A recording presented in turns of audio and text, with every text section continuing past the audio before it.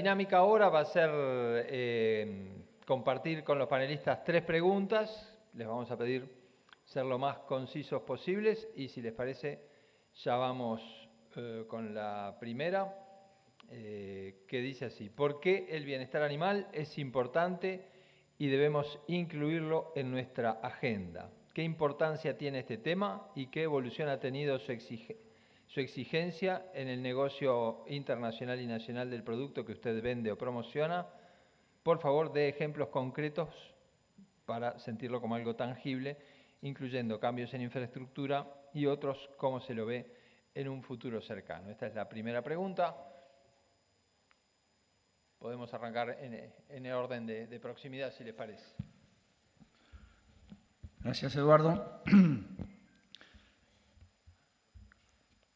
Pensamos que el consumidor es cada vez más sensible a ciertos temas. Hoy nos convoca bienestar animal, pero va de la mano que el consumidor, nuestro cliente y todos nosotros en algún momento de nuestra vida o del día somos consumidores. También le pone mucha atención a los temas de cuidado al medio ambiente y temas de recursos humanos. Yo creo que hoy ya el producto calidad-precio ya dejó de considerarse como tal hace mucho tiempo y hoy es una especie de paquete integrado o de combo. Digo, es calidad de producto, precio, cumplimiento en las fechas de entrega, pero lo que decía recién, cada vez más se nos pregunta por temas de bienestar animal, se nos pregunta por temas de cuidado del medio ambiente, se nos pregunta por temas de cómo son las relaciones laborales, tanto a nivel de campo como a nivel del proceso que como industria agregamos en el país. Entonces, yo creo que estos temas lo mostraba Marcia con la rapidez y velocidad de los medios de comunicación. Hoy todo se sabe, todos abrimos el teléfono y sabemos lo que está pasando en distintos lugares. Entonces yo creo que acá, Eduardo, el tema es bienestar animal es uno de los elementos o una de las patas de la mesa, pero no podemos trabajar solamente bienestar animal sin considerar los otros temas que decía recién, cuidado del medio ambiente, tema de relaciones laborales. Yo creo que Uruguay está en un muy buen punto de arranque, ¿no? Pero sin duda que son elementos, todos estos que uno dice, ¿qué tienen que hacer, qué tienen que ver con el negocio del día a día? O sea, por eso yo digo, el calidad-precio ya es un dato de la historia, como mostraba Marcia en el correr de los años. Digo, cada vez el mismo consumidor, por el mismo producto, pide más información. Genuinamente, en mercados especialmente de mayor poder adquisitivo, caso Europa, caso Estados Unidos, también lo vemos en Japón, en China, la gente tiene, muchos de los consumidores en forma natural, mayor sensibilidad por lo que están comprando, les importa la información, les importa saber cómo pueden traquear esa información, cómo puede ser la trazabilidad del producto. Donde ciertamente desde el día 1 están los requerimientos de mayor información y no necesariamente desde el día 1 eso está asociado a un mayor precio por el producto, ¿no? Yo creo que en algún momento esta carrera que ya comenzó probablemente pueda determinar quiénes venden y quiénes no venden un producto. Nosotros como Lana Trinidad, hace ya años que venimos trabajando en estos temas. Primero, como empresa consideramos que nuestra obligación es dejarle a los que vienen atrás nuestro un medio ambiente mejor del que nosotros recibimos en su momento.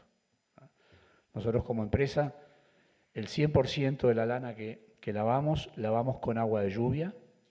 O sea, que no estamos sacando 1 litro de agua de un arroyo, de un pozo o del sistema de OCE.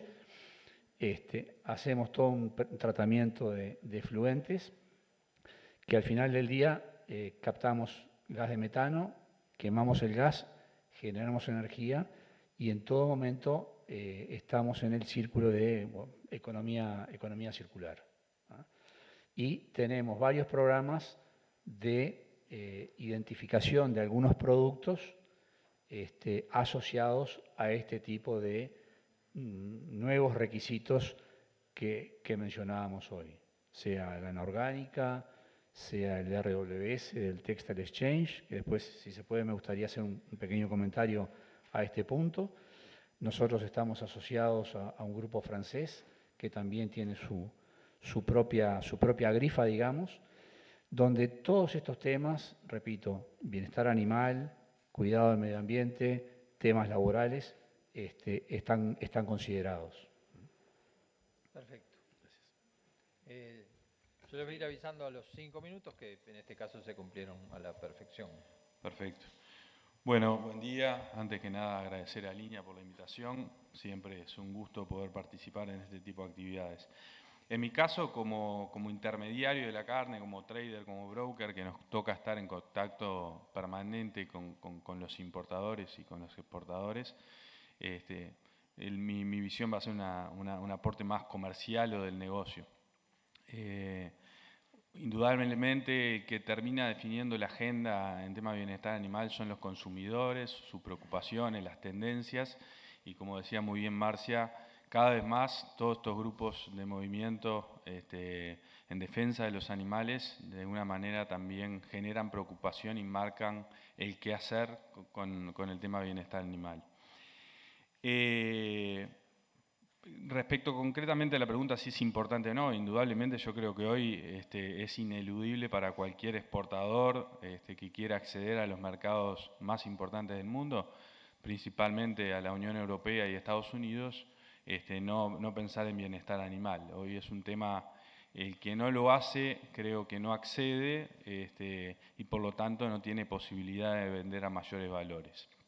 En Uruguay todos los frigoríficos cuentan con sus protocolos, tanto propios, obviamente basados en lo que son las normativas de la Unión Europea, en la norma 1099-2009. También existen protocolos del Instituto Nacional de Carnes, que algunos frigoríficos utilizan. Y nosotros cuando vendemos y cuando hablamos con los clientes y los importadores, principalmente de estos mercados, nos piden esos protocolos para poder verificar que se cumplen con los requisitos de bienestar animal. Obviamente que hay que diferenciar entre lo que son los requisitos básicos de bienestar animal y después habrán exigencias que pueden ser por encima, en el tema de bienestar animal, pero por encima de las normas básicas, y ahí será una decisión de los privados si hacen cambios en el manejo, inversiones, etcétera, para poder cumplirlos.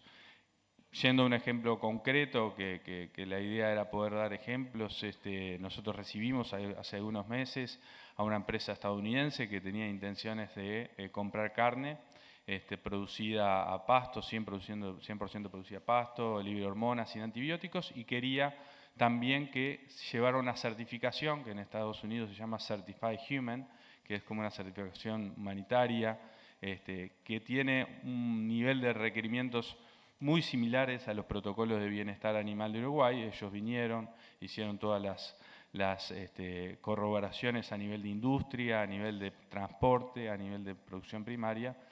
Todo se cumplió muy bien. A nivel primario hubieron algunos temas que exigían por encima de lo normal y ahí fue una decisión de los privados de decir, bueno, vamos adelante con esto o no, y eso dependerá del negocio. Pero Uruguay es importante que cumpla por lo menos con las normas básicas.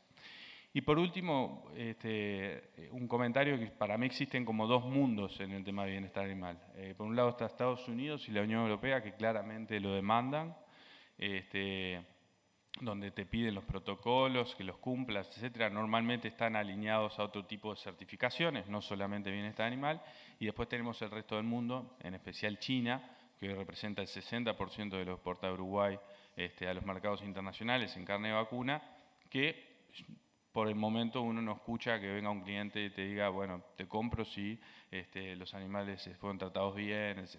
No digo que eso no vaya a suceder en el futuro, creo que es un tema que se va a venir seguramente, pero claramente hoy el mundo está separado entre aquellos que realmente lo demandan y quienes no.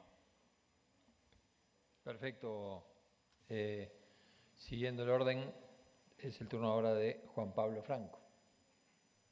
Creo que Marcia fue muy clara en el por qué tenemos que tener bienestar animal. Me parece que no es un tema que tengamos que instalarlo en la agenda, porque está instalado desde hace muchos años. Por lo menos la experiencia de Tacuarembó en particular y de Marfrig en general es bastante fuerte en el tema de bienestar animal, desde hace muchos años. Y yo creo que hay tres causas que son bastante, o tres motivos que son fundamentales, que sin duda el tema ético es clave, pero además hay un tema de requisito de clientes, y cuanto más exigente el cliente, más hace énfasis en el tema de bienestar animal. Y después hay un tema económico, básicamente, que está bastante demostrado que trabajar con buenas prácticas en bienestar animal es rentable, hablando específicamente del negocio. Después de ejemplos podemos dar muchos. En Tacuarembó este tema arrancó en la década del 90 con McDonald's, que fue el primero que empezó a hablar de este tema, por lo menos a nivel de nuestra empresa. Después tuvimos una visita muy importante de la doctora Grandin en Tacuarembó, que nos hizo cambiar mucho nuestra cultura del trabajo frente al bienestar animal y nos hizo cambiar mucho nuestras instalaciones y nuestras exigencias con respecto a la gente que trabaja con nosotros y el entrenamiento. Hoy tenemos varias certificaciones, tipo la del American Meat Institute, sobre bienestar animal.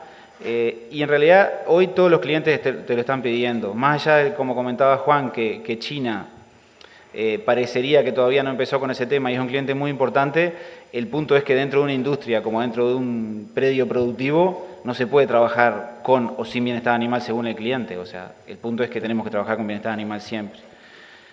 Hay muchos ejemplos, pero creo que los dos ejemplos más importantes, o tres, es que ya desde hace 4 años el Ministerio de Ganadería pide un veterinario acreditado como responsable de bienestar animal en cada planta, que es una cosa muy importante, fue un pedido, una exigencia fuerte de la Comunidad Europea, pero que ha ido ayudando a darle más importancia al tema. Hace 2 años, ustedes saben que la faena ritual, específicamente la faena kosher, es una faena, para el que no conoce el proceso productivo, bastante cruenta, donde el animal se lo inmovilizaba de forma manual, es decir, la gente lo inmovilizaba para poder degollarlo. Saben que esa faena es sin insensibilización. Y hubo todo un cambio por el tema de la presión que tiene el mercado hoy por ese tipo de faenas, ¿no?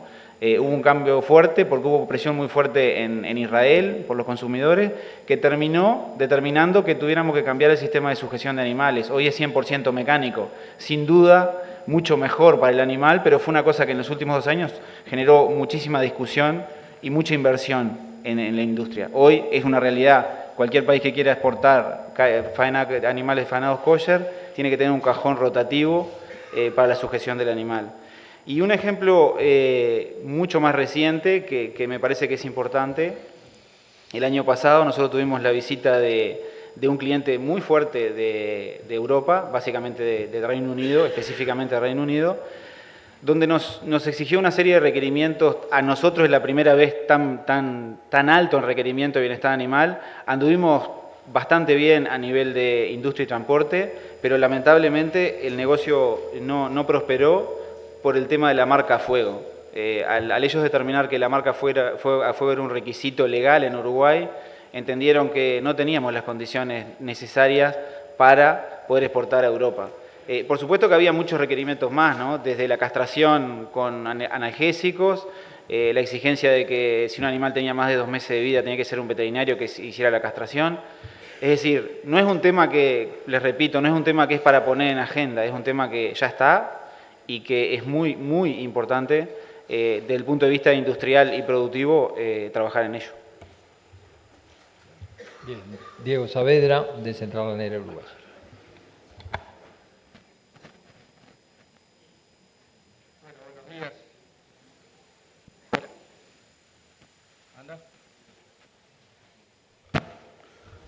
Hola. Ahora sí. Buenos días a todos. Como acotación, parece fácil ser el último, porque todos los demás hablaron, pero quiero decirles que hace 10 minutos me enteré que había preguntas porque no me habían llegado. Sí, Marcia, no me las mandaste. Pero de todas formas, el punteo que tenía era bastante similar a lo que pensó Marcia para las preguntas de hoy.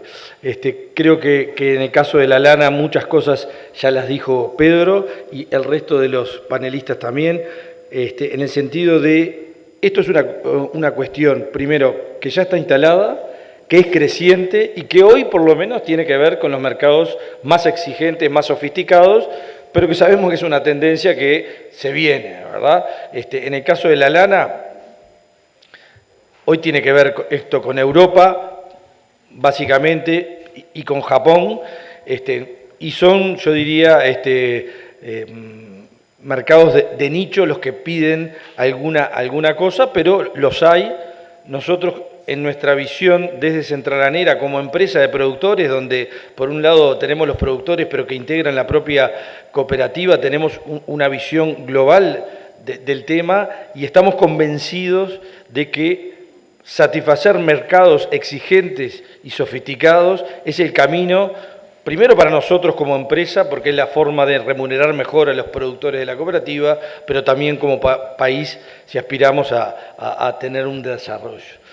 En el caso de la lana, yo creo que es bastante distinto por varias razones. Primero, piensen que la lana es un insumo industrial, no es un producto de consumo final, y eso hace a la cosa.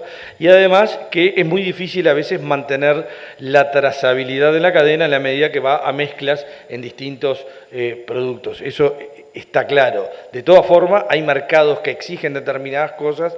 Yo diría, desde hace muchos años, por ejemplo, hay algunos clientes que piden el certificado libre de mulesing, la operación de mules, ¿verdad?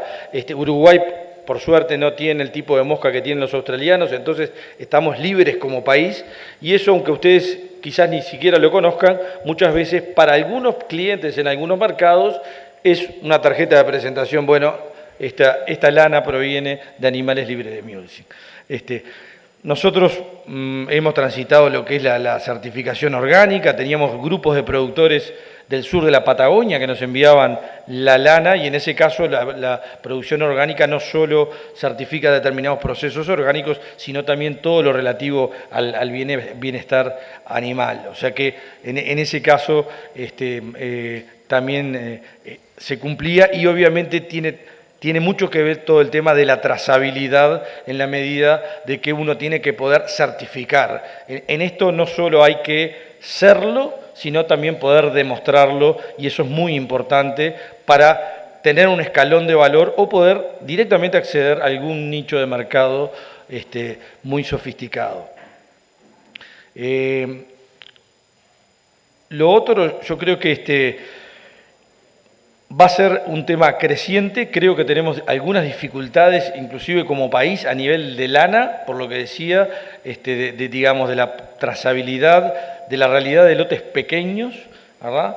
Pero, por otro lado, y con orgullo como cadena ovina, podemos decir que la cadena ovina sí ya tiene un manual de buenas prácticas y bienestar animal, ya hace varios años que los actores público-privados desarrollaron este manual, y eso es un diferencial grande. Piensen que hoy Uruguay no lo tiene para la carne vacuna, para los vacunos, y sí lo tiene para los ovinos, pero con tenerlo no basta. Hay que tenerlo, pero hay que difundirlo afuera y hay que difundirlo adentro, porque probablemente de los que están acá sentados ni siquiera sepan de que hay un manual de bienestar y de buenas prácticas en los ovinos, ¿verdad? Entonces, creo que ahí hay, por último, para redondear, muchos temas que tienen que ver con lo que hoy llamamos conciencia agropecuaria, y la conciencia agropecuaria no es que la gente de la ciudad sepa de la importancia que tiene el campo y qué es lo que hace el campo y su relación en la economía o en lo social con el campo. También tiene que haber conciencia agropecuaria a nivel de los actores de toda la cadena, empezando por los productores, porque, y para terminar, vieron el videíto de dos personas divirtiéndose con un novillito, ¿verdad? Ese video terminó en un consumidor europeo que se hacía la pregunta: ¿vale la pena comprar carnes sudamericanas? Entonces creo que acá hay un tema básico de conciencia agropecuaria Y acá realmente la conciencia es cuidarnos todos, porque una gracia, y miro que hay muchos jóvenes, por suerte hoy en la tribuna, una gracia nos puede costar caro a todos. Entonces tenemos que ser muy cuidadosos, porque lo que para nosotros puede ser normal, en el caso de otros consumidores en otros países con otras realidades que quizás probablemente lo más que estuvieron cerca de una abeja fue a cientos de metros de distancia, realmente puede chocarles y hacer que vean determinadas orígenes o directamente, como veíamos en la lana, el producto de la lana como una cosa no amigable con los animales y como una cosa a descartar en su canasta de bienes que adquieren. Entonces, tenemos que ser cuidadosos, el tema es importante, creo que todos lo tenemos instalados en la mesa. En la lana, yo diría, es diferente, por supuesto, que en la carne, donde directamente va un consumidor, y además creo que los consumidores son bastante más sensibles a todo lo que ingieren, todos lo cuidamos más que lo que lo ponemos, pero de todas formas en la lana nos tenemos que cuidar, y más si aspiremos a satisfacer mercados exigentes. Perfecto, Diego. Vamos a ir ahora con la segunda pregunta. Al final de todo va a haber espacio para que ustedes pregunten directamente a los panelistas.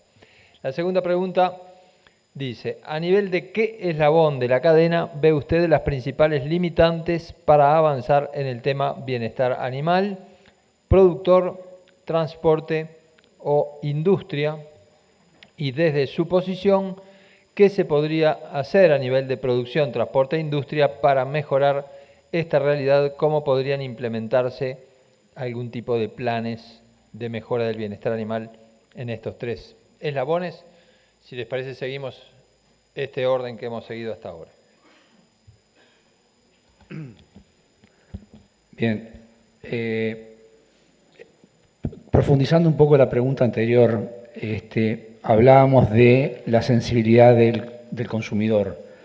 Y también, ligado a eso, está la realidad de, en el mundo por lo menos de la lana, las grandes marcas o las grandes tiendas de venta, que generalmente son empresas que tienen sus dueños, son acciones en el mercado, y también les preocupa mucho que un día se encuentren en la puerta de su comercio a un canal de televisión o alguien filmando un video haciendo una propaganda negativa hacia determinada marca o determinado comercio, porque ellos están vendiendo productos que la lana proviene de países donde no se consideran o el bienestar animal o las condiciones de trabajo o las condiciones de cuidado del medio ambiente. Entonces, así como digo, destacaba recién el videíto de los muchachos tirando un ternero en un corral. Lamentablemente, han circulado por el mundo videitos de otros países donde se muestran acciones crueles de repente en una esquila, ¿no?, maltratando al animal. Y a veces que nos han preguntado algunos clientes, les digo, mira, yo me imagino que si alguien tiene un perro o un gato en su casa, cuando uno llega de tarde, abre la puerta y antes de decir buenas tardes, empieza a patear al perro o al gato. Yo no creo que haya sensatamente un productor que disfrute de llegar al establecimiento y empezar a los balazos a bajar ovejas o a bajar vacas porque se enojó con la suegra, no sé. Entonces creo que ese es un punto. Después se hablaba de una diferenciación de los requerimientos de calidad de repente de Europa, Estados Unidos, frente a un China. Capaz que todavía en el mercado de la carne en parte es así porque China importa carne y esa carne termina en China.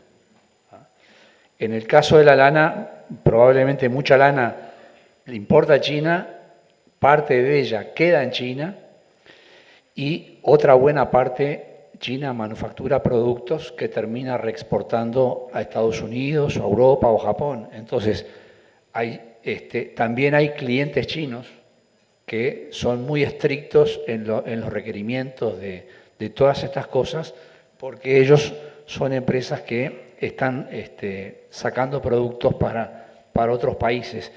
Y creo que la trazabilidad que se mencionó hoy hace un ratito, si se quiere, se puede tener el 100% de la trazabilidad de la lana de Uruguay, y en la cadena de agregado de valor, el hilandero o el tejedor o quien sea, él sabe a quién le compra, qué le compra, y cada uno le tiene que abrir la información de su entrega, qué materia prima era y de qué origen. O sea que creo que la trazabilidad en lana se puede llegar perfectamente hasta el producto final. De la pregunta, Eduardo, rapidito, lo mencionó Diego, hace unos años, a nivel del PENRO, se redactó un documento voluntario sobre manejo ético de la producción lanar, donde aquí enfrente está Marcia, que Marcia fue el alma mater de la redacción de este documento. No sé cuántos de ustedes lo conocían, la existencia, no sé cuántos lo han leído, y ciertamente es un documento que debería estar absolutamente en todos los establecimientos, en todas las universidades. Este documento que nació a nivel del PENRO, y el PENRO está integrado por el INIA, por el SUL, Facultad de Agronomía, Facultad de Veterinaria, empresas de la industria de la carne y empresas de la industria de la lana. Fue un bajar a tierra y tener como forma voluntaria un documento de Uruguay, porque también del exterior nos preguntaban y Uruguay decía, no, acá no tenemos protocolo, no tenemos ni siquiera a nivel voluntario. Había algo, creo que a nivel de animales, tipo de animales de compañía. Y cuando se encaró ese trabajo, repito, Marcia se tomó el trabajo de bajar a papel los protocolos de Australia, Nueva Zelanda, Sudáfrica, Estados Unidos e Inglaterra. Se estudiaron los protocolos de esos 5 países, que casualmente son todos angloparlantes, de ver qué se requería, qué no se requería y cómo se podía armar un documento con esa referencia, pero que fuera viable a las condiciones de producción, de cría y de producción del Uruguay. Y realmente el documento que nació de ahí creo que es muy bueno. Y como decía Diego, tenemos que trabajar para que ese documento sea conocido y sea algo de perogrullo, que no hay establecimiento en Uruguay que no tenga ese documento como un libreto de referencia. Perfecto. Juan Lema. Bueno, yo creo que en términos generales Uruguay ha hecho mucho de los deberes con el tema de bienestar animal, viene trabajando en el tema desde hace mucho tiempo, desde, como decía Juan Pablo, desde el inicio de la década de los 90, cuando McDonald's comienza a hacer los primeros requisitos, después tal vez más después del 2000, al reingreso a Estados Unidos post-aftosa, toda la inversión que se hizo a nivel de industria, transporte, manejo a nivel primario. O sea, creo que estamos avanzados, sobre todo si nos comparamos con los países de la región. Obviamente distintos si nos comparamos con los países de Oceanía, con Australia, Nueva Zelanda, que están muy avanzados en el tema. No obstante, la pregunta era si había limitantes. Yo creo, voy a marcar 3 o 4 temas que me parecen importantes. Uno de ellos es el tema del manual de buenas prácticas a nivel primario, creo a nivel de producción. A nivel de industria y transporte se hizo un manual, creo que lo lideró la Cámara de Industria Frigorífica y la DIFU, pero no existe a nivel institucional un manual de buenas prácticas a nivel de primaria, a nivel de producción, y creo que eso es un tema que está en el debe y que Uruguay tiene que tenerlo, así como lo hicieron, por ejemplo, en la cadena ovina. Estoy hablando de la cadena bovina, ¿no? El otro punto que me parece que es un tema que Uruguay tiene que tener una posición es respecto al tema castración, desmoche y descorne, a lo que llaman los americanos el pain relief, o sea, el tratamiento del dolor. Tuve la experiencia de recibir a unos americanos que en esta certificación que ellos requerían de bienestar animal que de alguna manera exigían el uso de analgésicos. Se hizo una investigación, se encontraron en el mercado algunos productos alternativos de bajo valor que no tienen un impacto ni un costo importante y que podrían ser utilizados. Tenemos que mirar lo que están haciendo otros países. Australia tuvo el mismo tema hace 4 años atrás, estos clientes que estuvieron allí. El MLA lideró un proceso de búsqueda del producto adecuado. Hoy se ha globalizado el uso de analgésicos en estas medidas. Y en Nueva Zelanda dieron un paso más adelante incluso, y a partir de mayo de este año es obligatorio el uso de analgésicos para castración de córneas y desmoche. No digo que ese sea el camino, yo más bien que me opongo a las obligaciones, pero creo que Uruguay tiene que tener claramente una posición con este tema que cada vez va a ser más importante y más demandado. Y los últimos puntos es que creo que Uruguay no está preparado, es cómo reaccionar frente a las denuncias o a este tipo de denuncias que hacen los movimientos de defensa de los animales, y hubieron 2 casos este año bastante notorios. Uno fue el de los caballos, que hubo una, creo que se llama Animal Welfare Foundation, que hicieron un reporte de 2 frigoríficos de caballos en Uruguay. Esos videos salieron en Europa, salieron en un informativo central en Alemania. Los importadores obviamente se vieron muy preocupados y pidieron de alguna manera al INAC y a Uruguay que respondiera respecto a estos temas. Y el segundo es el tema de la exportación de ganado en pie, que hubo también un evento con una exportación de ganado en pie a Egipto, que se hizo una filmación de ganado uruguayo llegando a los frigoríficos en Egipto. Bueno, cosas bastante fuertes, apuñalamiento de ojos para que bajaran de los camiones, corte de patas para que cayeran al piso, cosas que se vio también en Europa y obviamente generó mucha preocupación a los importadores. Y Uruguay no supo qué hacer, ni siquiera dio una respuesta. Australia en el año 2011 tuvo el mismo problema con Indonesia. Pasó lo mismo. Un video que se circuló, en aquella época tal vez los medios no eran tan virulentos como ahora, pero le generó un impacto muy fuerte, y Australia lo que hizo en el mismo momento suspendió las exportaciones de ganado en pie a Indonesia hasta que Indonesia no cumpliera con un protocolo mínimo de bienestar animal. Eso sí fue una medida que se tomó en un negocio millonario que obviamente impactó, pero resolvieron el tema rápidamente. Mi impresión es que Uruguay no está preparado para ese tipo de eventos y que van a ser cada vez más frecuentes. Entonces es un tema que Uruguay tiene que tratarlo y tener algún tipo de plan frente a este tipo de situaciones. Perfecto. Bueno, primero que coincido bastante con Juan en algunas situaciones que ha tenido el Uruguay y no la hemos manejado capaz de la mejor forma. Pero es difícil de evaluar, o por lo menos jugarse a decir qué eslabón es el que tiene más limitaciones. Yo creo que los 3 eslabones tienen mucho trabajo para mejorar. Hemos hecho muchísimo, pero hay mucho todavía. Lo que pasa es que a nivel de industria y a nivel de transporte, como el transporte en general es contratado por la industria, la exigencia es mucho mayor. Nosotros, a nivel de cada una de nuestras plantas, por lo menos tenemos 3 o 4 auditorías externas de clientes y 4 o 5 de otros países, donde nos están exigiendo continuamente esto, que claramente en el sector primario no se da porque, salvo que el predio esté bajo certificación de algún tipo, nadie va a hacer una auditoría de bienestar animal. Entonces, ahí me parece que es clave el enfoque que le dio Marcia, ¿no? Con Marcia hemos conversado mucho del tema de bienestar animal, porque capaz que compartimos un poco los dos el origen agropecuario de nuestra familia y hemos vivido el campo desde muy chicos, ¿no?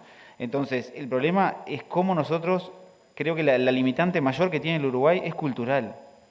Es decir, tenemos que entender de una vez por todas que en realidad el bienestar animal es respetar al animal, pero a mí lo que más me cuesta, porque me costó personalmente, es ir dándome cuenta hacia dónde teníamos que ir con el bienestar animal, por un simple hecho de que cuando te llega un cliente, yo qué sé, yo salí de la facultad escuchando poco el tema de bienestar animal, en el campo en aquel momento no se hablaba de ese tema, Pero al ir encontrándome con muchos clientes, sobre todo es una cultura mucho más joven dentro del cliente, que exige cosas que para nosotros son como decir, pero ¿y qué me está preguntando? ¿Qué quiere? Pero claro, al empezar a intercambiar con gente de otros países, sobre todo porque lo que es claro es que sin duda tenemos que nosotros enfocar a un nicho de mercado que genera de muy alto valor. Y ese nicho de mercado de muy alto valor tiene exigencias que en otros nichos no lo tiene. Entonces, si creo que tenemos una muy buena calidad de producto, pero un atributo clave hoy es el bienestar animal. Es parte de que el animal sea bien terminado, sea tierno el producto. Entonces, a nivel de transporte de industria tenemos en el entorno de 20 horas de acción sobre ese animal, porque es desde que se carga hasta que nosotros lo faenamos. Es mucho más acotado. Entonces, a mí me parece que en la producción primaria tenemos una cantidad de cosas para hacer. Uno anda por ahí y ve productores que te llaman la atención de lo bien que trabajan, te llama mucho la atención. Y hay de los otros. En todos los lugares pasa igual. El punto es que me parece que estas instancias de discusión son las claves para lograr nosotros transmitir desde la industria qué es lo que estamos viviendo y después el productor, por lo menos en la zona nuestra, es complicado hasta conseguir gente. Entonces, tener un empleado rural con conciencia de bienestar animal, hasta que no se da cuenta que en realidad tratando al animal de forma más humana pasa menos trabajo, es bastante complejo. Y lo otro es que la experiencia de ese animal desde su inicio de vida es clave en su comportamiento futuro. Entonces, si un animal es maltratado desde el inicio, poco podemos hacer hacia adelante. Entonces, hay como varios aspectos, pero yo creo que el tema más importante es el tema de bienestar. Personalmente he ido estudiando y me he ido transformando en la conciencia del bienestar animal, ya les digo, por clientes, por profesionales jóvenes que empiezan a sumarse a la industria y te empiezan a demostrar que hay otra forma de ver ese animal o ese tipo de producción. Entonces yo sostengo que la limitante peor que tiene el Uruguay es cultural. Es decir, si no formamos bien a nuestra gente joven para trabajar o sobre la industria o sobre el sector primario, difícilmente podamos lograr un cambio realmente fuerte como es el que se precisa para el tema del bienestar animal. Hola. Tratando de agregar algunas cosas a lo que ya se dijo, Juan Lema comentaba sobre la obligatoriedad de los analgésicos en lo que nosotros llamamos la yerra en Nueva Zelanda. La semana pasada, Australia, en el estado de Victoria, ya aprobó la obligatoriedad para los analgésicos en la señalada en los ovinos. O sea que también en los ovinos vamos por ese camino. Lo digo nada más como muestra de hacia dónde va el mundo y qué están haciendo nuestros competidores y nuestros competidores más avanzados en muchos temas y que acceden quizás a mejores mercados. En el caso de la lana, la segunda pregunta creo que es muy simple porque todas las acciones son en la producción primaria. Nosotros recibimos ya la fibra y ahí dejamos de tratar con animales. No tenemos esas 20 horas que decía Franco. Creo que a nivel de la producción primaria tenemos mucho para hacer, pero lo principal y principalísimo de lo que nos tenemos que convencer y se tienen que convencer los productores es que tener buenas prácticas de bienestar animal y de manejo animal es rentable, es más rentable. Es más rentable por dos cosas, porque está absolutamente demostrado que cuanto menor es el estrés de los animales, estos producen mejor, obviamente, entonces van a tener un nivel de bienestar mejor y van a tener mejor productividad, pero además, como les estamos afirmando desde estas dos cadenas, además es necesario para venderlo mejor y acceder a mejores mercados. Entonces, por esas dos razones, es un imperativo, ¿verdad?, para los productores el bienestar animal. Así como bien decía Pedro Otegui, para nosotros las empresas es un imperativo cuidar el ambiente, ¿verdad? Y eso ya no es una declaración de intenciones, sino que lo tenemos que hacer. O, por supuesto, todo lo que tiene que ver con las relaciones laborales, la seguridad y la salubridad laboral, por supuesto que también, y en todo lo que tiene que ver con el bienestar animal y todo lo que tenga relación con eso. Entonces, creo que a nivel de producción primaria, y acá creo que la mayoría son productores o están relacionados a la producción primaria, creo que lo que tenemos que ponernos en el chip es que esto no es un costo más, no es una obligación más que me vienen a poner en la mochila de todos los costos que ya tienen los productores, sino que realmente ir en esta línea de trabajo de buenas prácticas y de bienestar animal es más rentable porque los animales van a ser más productivos y a su vez al final del día además vamos a poder acceder a mejores mercados si nos enganchamos a cadenas que sean competitivas y que estén realmente relacionadas con mercados exigentes. Perfecto. Como les decía hace un rato, al final va a haber un espacio para hacer preguntas a los panelistas. Vamos a la última pregunta de esta mañana, que se asocia un poco con lo que planteaba Diego recién, porque plantea si ustedes creen que debería haber un diferencial de precio, en términos de premio o castigo, para el productor agropecuario que hace las cosas bien o que hace las cosas mal, o simplemente debería ser un requisito ético exigir sin una premiación de precio. Pedro pide variar el orden ahora de lo más Gracias, lejano a lo Pedro. más cercano. Tuya, Héctor. Creo que lo dijimos al principio, o sea, por ahora y en lo que tiene que ver con la lana son los mercados más exigentes y algunos clientes o algunos nichos que nos piden determinadas certificaciones o cosas. Pero eso va creciendo, ¿verdad? Entonces, en la medida que uno está enganchado a una cadena comercial que es eficiente y que en trasladar las señales directamente al productor, eso de alguna forma debería poder reflejarse de alguna forma u otra. Creo que también es sano que determinadas cosas sean a nivel país y sean certificaciones o sellos que tenga el país, como decíamos, bueno, señores, nosotros acá en Uruguay trabajamos así con los ovinos, ¿verdad? Y tenemos un manual de buenas prácticas. Y eso tiene mucho menor costo, pero costo quizás directo en la comercialización, pero sí un costo de toda la sociedad en hacer lo que hay que hacer y además demostrar que lo hacemos bien, ¿verdad? Entonces, ante la pregunta, yo creo que para exigencias por encima de los estándares sí hay que pensar de alguna forma en poder trasladar sobreprecios, porque además normalmente esas exigencias por encima de los estándares tienen costos también, y entonces tiene que ser un buen negocio, tiene que dejar un margen para el productor, ¿verdad?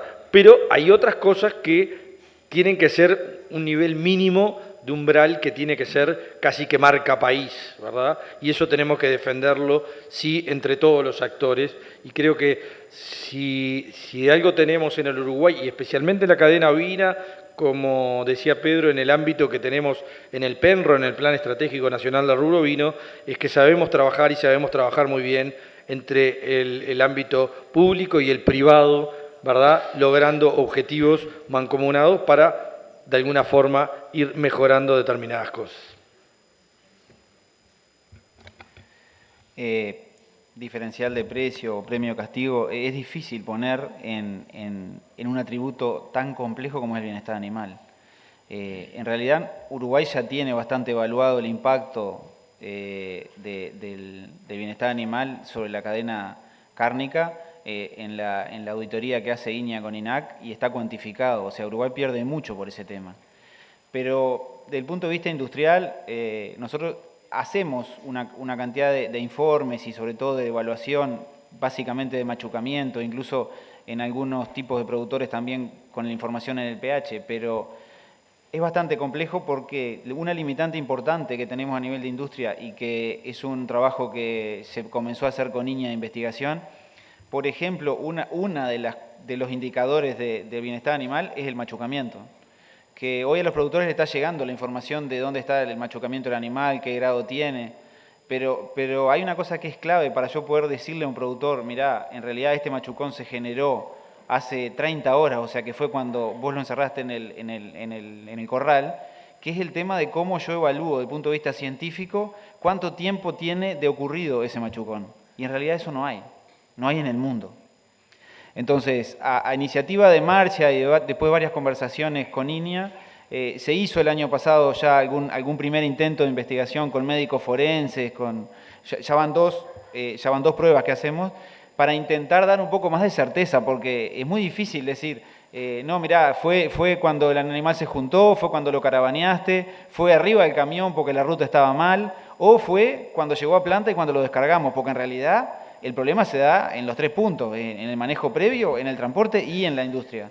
Es como les decía, al nosotros estar dentro de la industria tenemos más control sobre ese animal porque, como les decía, es muy acotado el tiempo y podemos darle un poco más de control incluso en el transporte.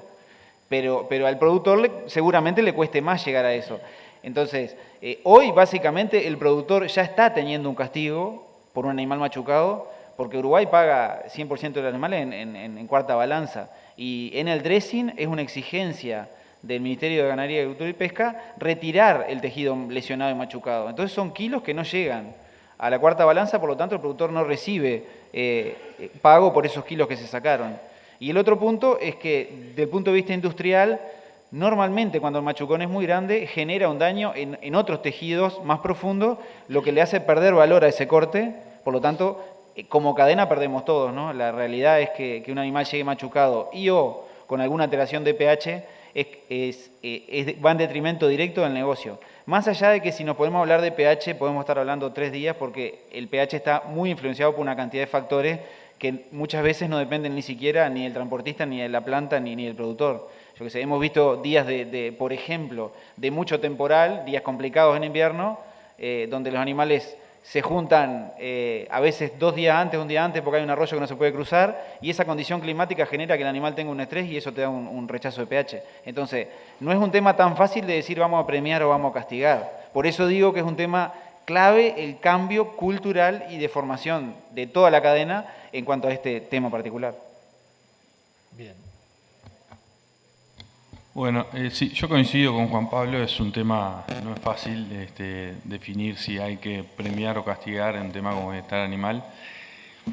Existen casos puntuales donde exigen certificaciones especiales, etcétera, pero normalmente también están en un paquete de otras certificaciones, como puede ser alimentado pasto orgánico, libre de hormonas, etcétera. Entonces es muy difícil poder diferenciar una cosa en la otra. En mi experiencia particular nunca tuve un cliente que me diga te pago, estoy dispuesto a pagarte un poco más si me cumplís con las normas básicas de bienestar animal. Por lo tanto, si no me lo pagan es difícil premiar a alguien y poder transferirlo. Creo que tiene que ser visto hoy como el bienestar animal es como una barrera de acceso. Si no lo hacemos, no ingresamos. Si no ingresamos a mercados de alto valor, no vamos a poder vender la carne mejor, y si no vendemos la carne mejor, no vamos a poder pagar el ganado a mejores valores. Creo que tiene que ser visto de esa manera, porque de otra forma es muy difícil poder generar algún tipo de señal económica para incentivar a cumplir con las normativas de bienestar animal.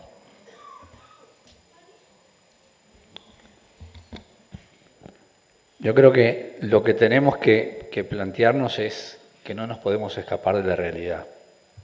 O sea, la realidad es una sola. Digo, esto es un poco acierto y error, la prueba, ¿no? Digo, es en un sistema, en LAN hasta ahora, donde hablábamos del manual de prácticas de bienestar animal, pero es algo voluntario, no es obligatorio. Entonces, yo creo que las señales de mercado, digo, todos vivimos en un mercado de competencia todos los días, ¿no? Y no necesariamente todas las empresas venden el mismo producto a distintos clientes al mismo precio todos los días, digo. Entonces, a veces el mercado, que es muy abierto y muy competitivo, muestra señales que a veces hay gente que dice, pero no entiendo nada. Digo, me pediste que hiciera esto, hice esto, vendí a uno y mi vecino, que sé cómo trabaja, que no es tan prolijo como yo, vendió a mejor precio. Bueno, esa es difícil de explicar, pero es una de las fortalezas del mercado, ¿no? Y yo creo que el retorno o el premio está viniendo por los programas especiales tipo nicho de mercado, que distintas empresas están llevando adelante, tanto en carne como en lana. Yo mencionaba hace un rato, está el RWS, que hace unos años no existía, y el RWS en la certificación pone no solamente los temas de bienestar animal, sino otros muchos temas que son de la realidad diaria de un establecimiento. O sea, yo he acompañado en alguna certificación cuando se llega al casco de la estancia, la cocina del personal, si hay heladera, y bueno, en algún caso se abría la heladera y la mitad de la heladera estaba guardando productos veterinarios y en el estante de arriba algún alimento. Entonces el certificador que venía de otro país se agarraba la cabeza y dice, pero ¿cómo van a tener alimentos guardados con productos veterinarios? O en el galpón, o en un galpón se encontraban con productos que fácilmente pueden contaminar la lana. Digo, y la realidad del Uruguay que el galpón generalmente es un galpón multiuso. Digo, se guarda una camioneta, se guarda un tractor, se guarda una máquina, se guarda bolsa de semilla, se guarda fertilizante, se guarda todo. Y dice, bueno, pero hay que tener mucho cuidado. En un establecimiento que fuimos, lo primero que el certificador fue a ver fue el basurero de la estancia. Digo, ¿cuántas veces nosotros pasamos a diario frente a un basurero y nunca nos preguntamos si eso estaba bien, regular o mal?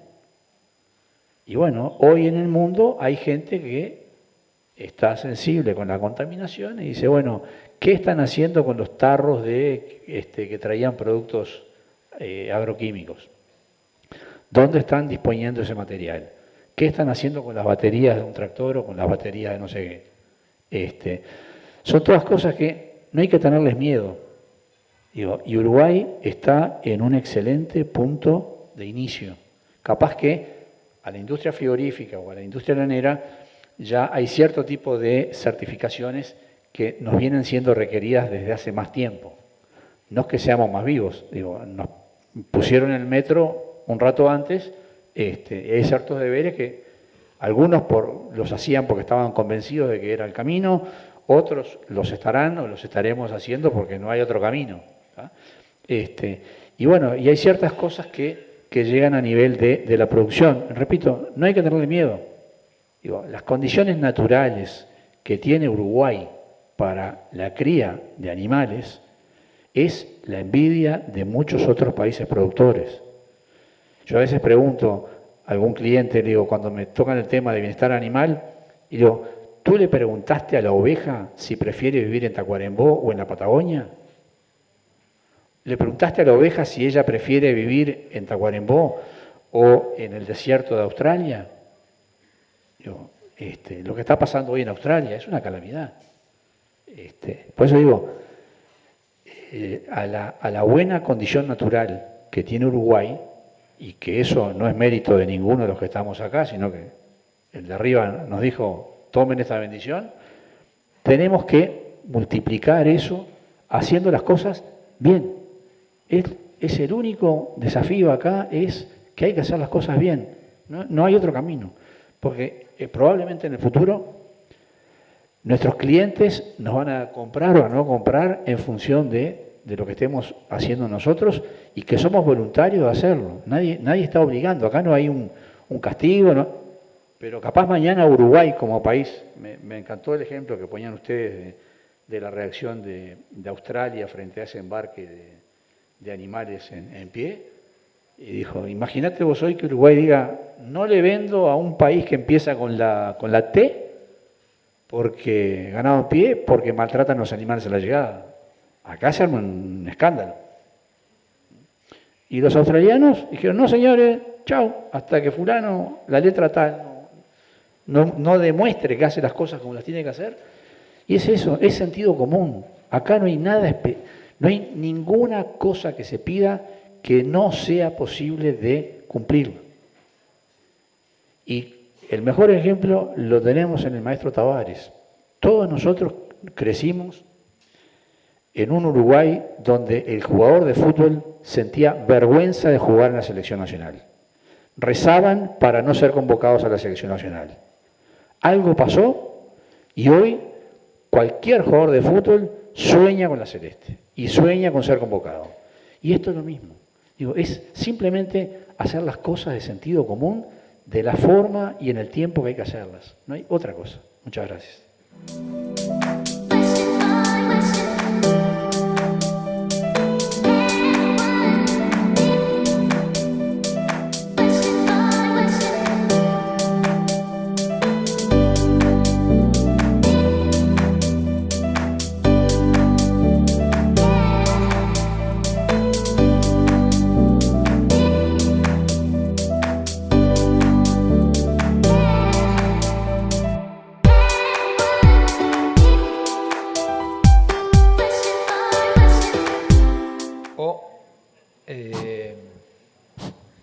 De la manera que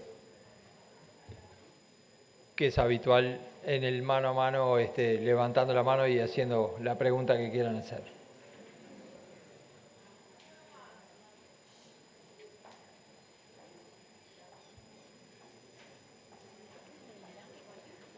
Yo tengo 2 inalámbricos aquí.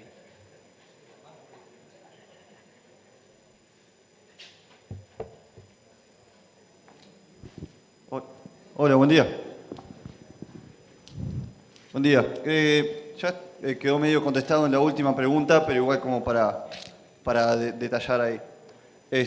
Viendo que hoy en día no existe, o sea, parece que no existiera una certificación de bienestar para los productores, capaz de decir para los frigoríficos, pero así como tiene un valor agregado, un reconocimiento, por ejemplo, la carne ecológica o muchos otros procedimientos que se utilizan para la crianza, para la carne y supongo para la lana también. Ustedes que son los industriales, que son los que ponen los precios y los que dicen compro o no a los productores, o por lo menos están en eso. ¿Hay algún plan o algo no estatal, porque eso digo ya se convertiría en exigencia, de certificar la producción, decir, bueno, este establecimiento cumple con ciertos requerimientos, por lo menos de bienestar animal? Capaz que no como premio o castigo, que ya es otro tema, sino como reconocimiento, o como decir, acceso a otros mercados o colocar su producción, que es lo que queremos todos.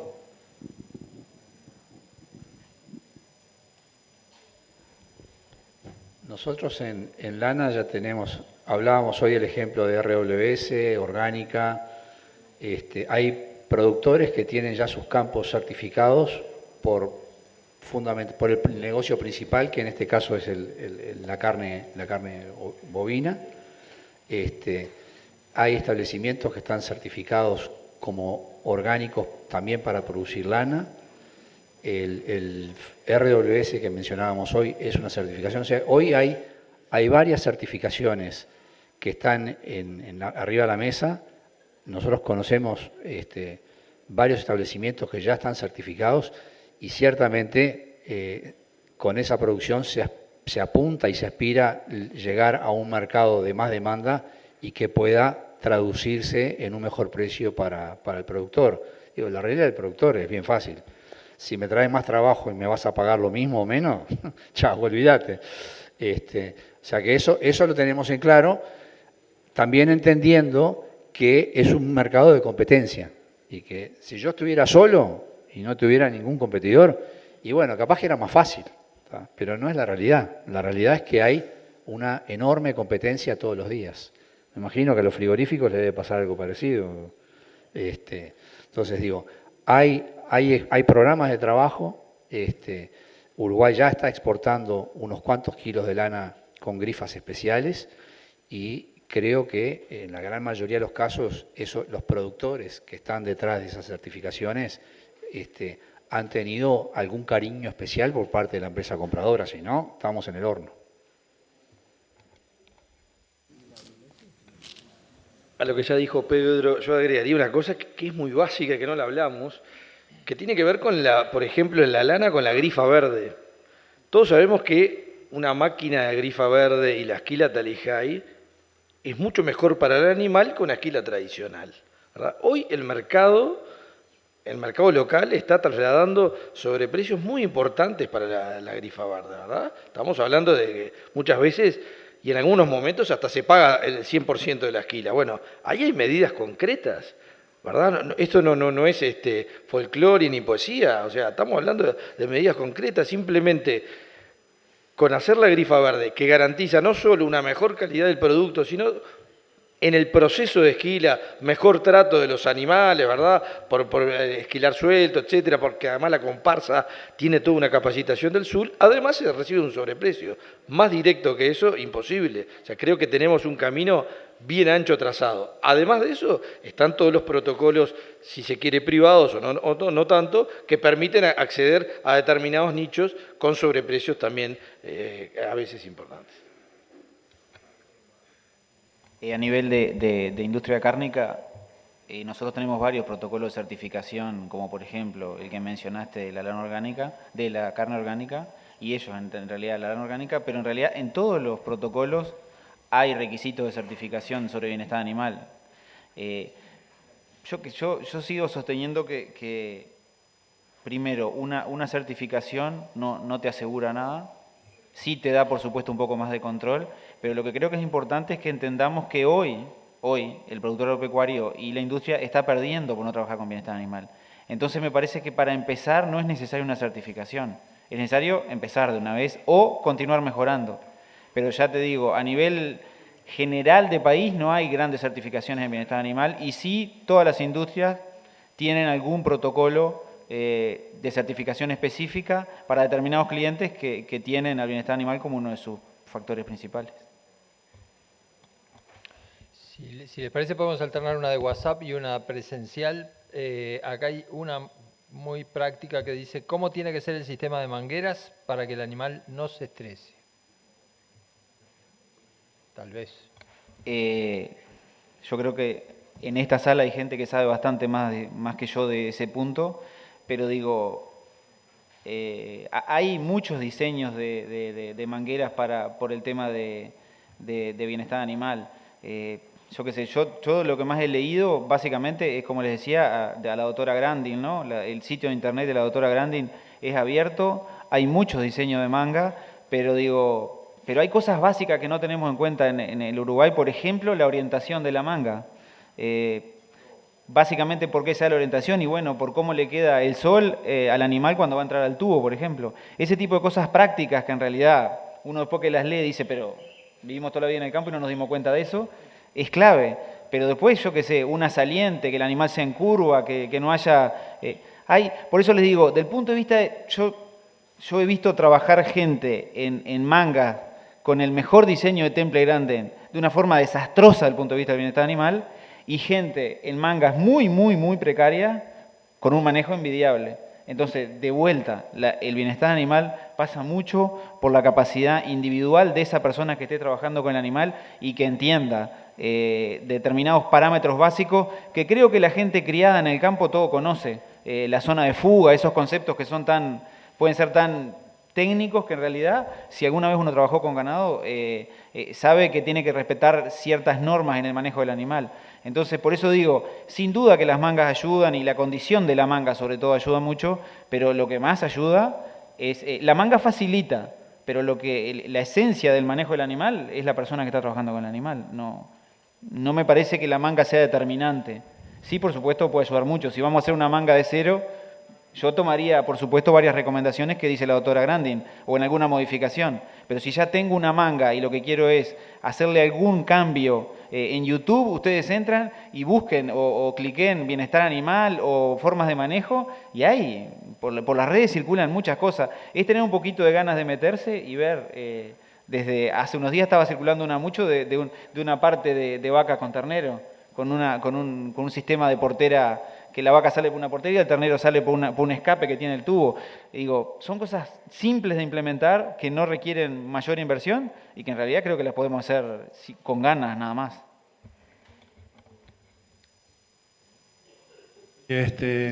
La pregunta, digo, en referencia, si bien el tema bienestar animal debido a las auditorías, lo que es la industria y el transporte, creo que está bastante más adelantado que lo que es en el tema productores.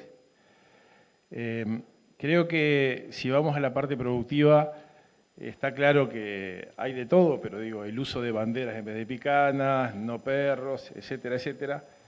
Pero tengo una percepción de que el tema que ustedes mencionaron del uso de analgésico o homologar la forma en cuál se realiza la castración, desmoche o señalar, creo que es un tema que de alguna manera está un poquito más lejos. Y ustedes que reciben periódicamente a los clientes, compradores, a las misiones de auditoría, etcétera, etcétera, capaz que no tienen la certeza, pero sí me gustaría saber la percepción de ustedes en qué tiempos se piensa que homologar la forma de castración, homologar esto que estamos hablando, ¿qué tiempos intuyen ustedes que se está pensando para el Uruguay? Te comento en realidad una experiencia que fue hace poco con Frigorífico Tacuarembó, con un cliente que estaba exigiendo esta certificación Certified Human, que ellos requerían o castración antes de los primeros 15 días de vida del animal sin ningún tipo de analgésico o utilizar algún analgésico. En Australia ellos lo resolvieron muy fácil, consiguieron un producto que sea bioral, es un gel, se aplica en el momento de la castración, o sea, no hay que esperar, se da previo al momento de castración, y principalmente está pensado, obviamente, para el dolor allí en el momento, pero sobre todo para los días posteriores a la castración. O sea que yo no le veo, la verdad no veo que sea un tema que sea difícil de implementar, va a ser un tema costo-beneficio y una decisión si hacerlo o no hacerlo, pero por lo que pudimos investigar, hay productos disponibles en el mercado, y no sería una cosa compleja. Esa es la experiencia que yo tuve, por lo menos en este caso con este cliente. Es bien importante diferenciar lo que es una experiencia como la que tuvimos con Juan, con ese cliente particular, de lo que es el general. Es decir, cuando uno va, yo les repito, nosotros buscamos el nicho de mercado donde mejor se pague. Este cliente en particular era un cliente importante, fue un ejemplo similar al que les di de este cliente de Reino Unido el año pasado que terminamos no vendiéndole por el tema de la marca Fuego. Son nichos de mercado. Si me preguntan si va a ser algo a corto plazo general, no, claramente no, todavía no, porque sería un requisito más bien de Uruguay de aplicar, de decir, no, mirá, a partir de dentro de 3, 4, 5 años tenemos que dejar de marcar a Fuego o tenemos que castrar con analgésico.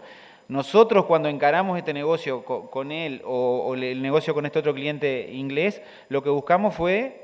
Ya tenemos un grupo de productores bajo certificación dentro de un programa y decir, bueno, ya tengo 25, 30 productores, 40, 50 según el programa, ¿no? Unos más, otros menos, que ya tenemos una relación comercial que es más fluida, tenemos una serie de requisitos, le vamos a agregar un requisito, en este caso de esta certificadora, entonces le vamos a pedir eso. Lo que nos pareció con Juan, que no era tan complejo de aplicarlo. Por supuesto que tiene un costo, sin duda, pero bueno, eso debería de pagarlo ese costo el propio negocio, si no, no nos podríamos meter.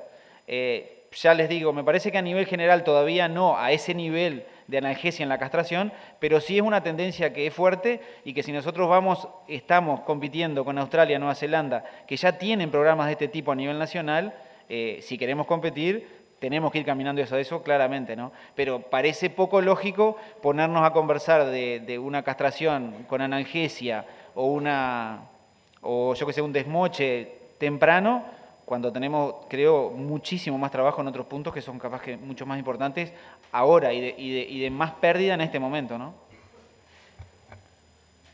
Bueno, seguimos alternando WhatsApp con presencial. Acá dicen, aquellos que intentamos tener un trabajo adecuado en bienestar animal, pero al momento de cargar los animales para frigorífico, lo único que utilizan son picanas eléctricas para la carga. ¿Eso no repercute en el proceso de la carne? Sí, pasa. Hay que tener claro una cosa. La picana eléctrica puede ser usada en el manejo del animal, no está prohibida. El tema es cómo nosotros la aplicamos. Todas nuestras certificaciones que tenemos en planta últimamente se han puesto más exigentes, pero les diría que hasta un 20% de aplicación de picana eléctrica en zonas del animal que no son sensibles, ninguna mucosa, es aplicable. hay veces que dentro del bienestar animal, y es lo que tenemos que empezar a aprender, si un animal está en una posición que está haciendo que todo un lote de animales o no camine, o se apriete contra una portera, o sea, si hay que aplicar una picana eléctrica bien usada, está bien, no es un tema de que no se pueda. Les repito, nosotros trabajamos mucho con transportistas y mucho dentro de planta, pero en realidad, es como les digo, ¿no? Hay de todo, ¿no? Hay la gente que entiende muy rápido y maneja muy bien, a los otros que no son tan buenos. Entonces, les vuelvo a repetir, es un tema cultural. Tenemos que seguir capacitando, entrenando a la gente y sobre todo que la gente entienda por qué lo hace, que muchas veces es lo más difícil. Hay un comentario relacionado, que así ya unimos los dos, que dice que el uso con prudencia de picana en ganado ha sido poco trabajado, puede ser menos estresante para el animal que insistir con otros recursos en el tema cargas y descargas en el transporte. Sí, sí, claramente, de acuerdo.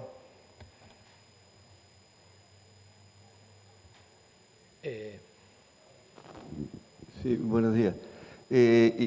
Siguiendo un poco la pregunta que hacía él recién con el tema de la certificación, más que nada no por la certificación en sí del establecimiento, sino por el hecho de ir apuntando a tratar de hacer las cosas de acuerdo a las exigencias, pero la mayoría de lo que estamos acá creo que es un tema más ético que otra cosa.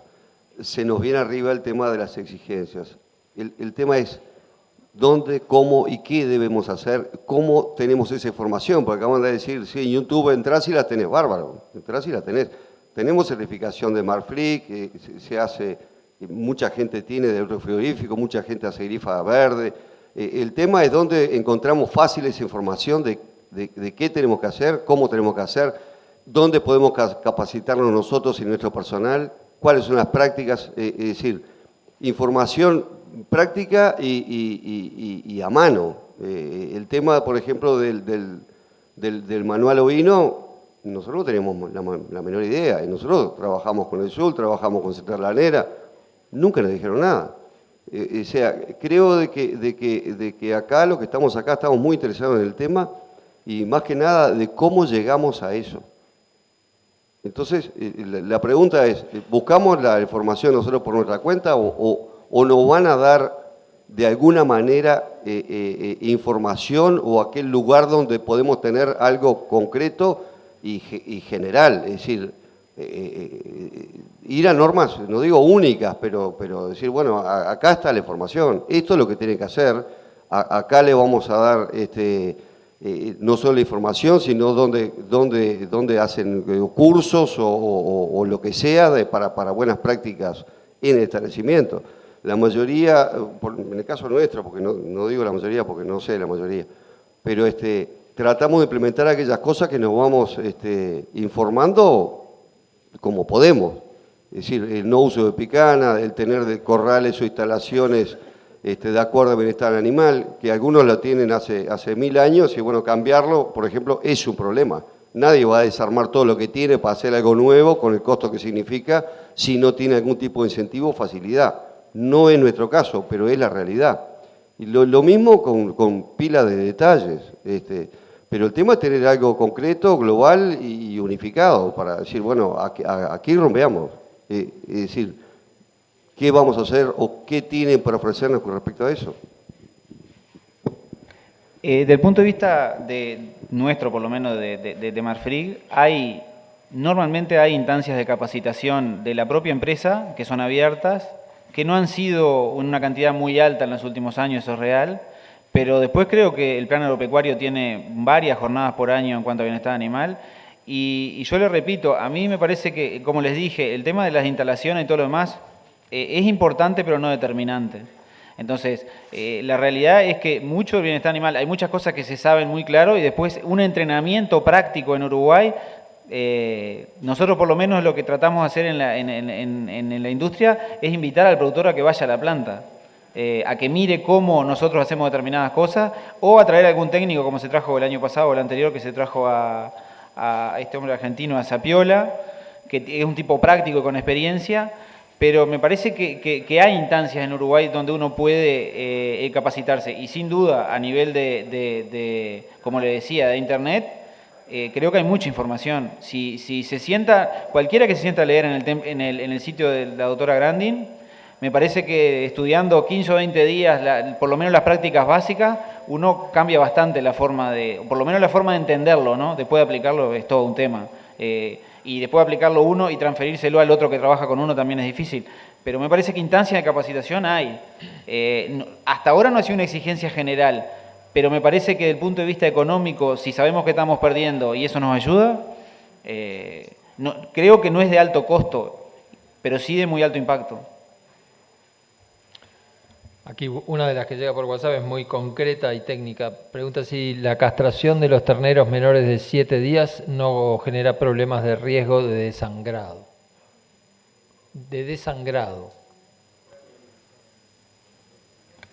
Ahora les hablo como veterinario. No, si está bien hecho, no debiera.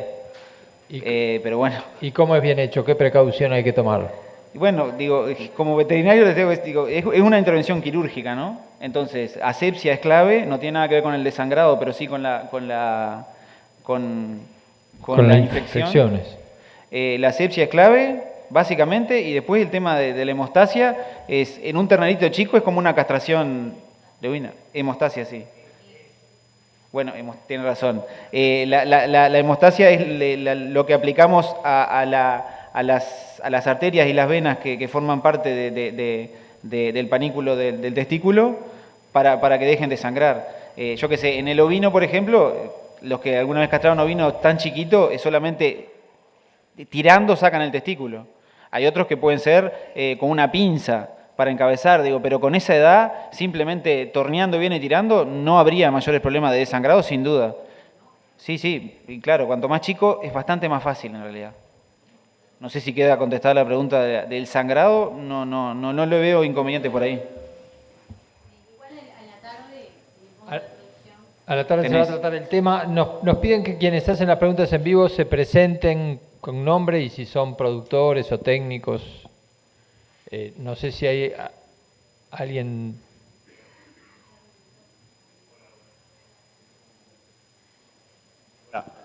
Juan Manuel Suárez de Lima, soy técnico de INIA, pero es simplemente un comentario como productor también, relativo al tema del uso de la picana en el transporte, ¿no? Que me parece que se dejó pasar un punto que es importante. Uno siempre ve, como decían, de todo tipo de cosas. Está el picaneador compulsivo, que tipo que los va tocando uno por uno y los picanea, no sé para qué. Pero lo que me parece que hay que tener claro es que los animales son nuestros hasta el momento que se están pesados en la cuarta balanza del frigorífico y no están pagando por ello. Entonces, a veces cuesta un poco imponerse, pero nosotros tenemos que tener la libertad y debemos hacerlo, de decir, tratar de controlar a la persona que está tratando nuestros animales, que por los cuales todavía hay un proceso por delante para que se capitalice en un producto de nuestro trabajo, poder decirle, bueno, usá la picana, no la uses, o usala lo menos que puedas, ¿no? Me parece que eso es importante y no deberíamos quedar librados a que el transportista, a veces que no está lo suficientemente capacitado en un tema, haga lo que quiere. Igualmente se ha hecho un esfuerzo muy grande en cursos de capacitación, en las industrias, se ha dado muchísimos cursos, pero bueno, es un proceso y a veces hay casos, pero me parece que la responsabilidad en ese caso también es nuestra, por supuesto. Aquí una pregunta que llega, dice... Si les parece que sería la hora de hacer publicidad para el público en general acerca de las buenas prácticas de manejo que se promocionan en Uruguay y que de esa manera podrían evitarse eventos como el de Palermo.